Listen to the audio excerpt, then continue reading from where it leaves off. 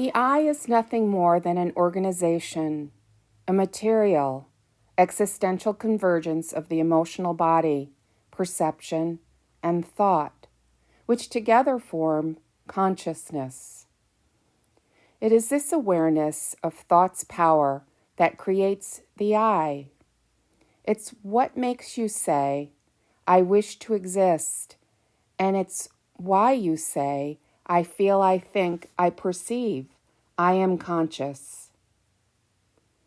Consciousness is simply self-consciousness, the structured combination of all these elements that make up the self. The I is an illusion, and if you base your entire civilization, thoughts, culture, relationships, and conduct on this illusion, you will be able to understand truth and live fully. This illusion of separateness imprisons you, causing suffering. Yet once you recognize its origins, your perspective, and thus your behavior and culture, changes completely. As long as your thoughts, feelings, intentions, and daily life are rooted in selfishness, you remain a slave to these things, however subtly. You believe you can find happiness and reality through self-expression, work, or accumulating possessions.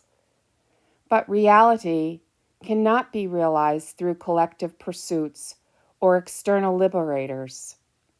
It is achieved only through individual effort. Once you understand this, you will organize your life differently.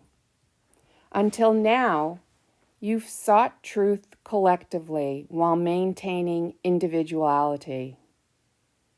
I now suggest that you work collectively, but seek truth individually with total independence. If we orient our lives around this approach, exploitation, selfishness, greed, and the confusion between individual pursuit and collective work will cease.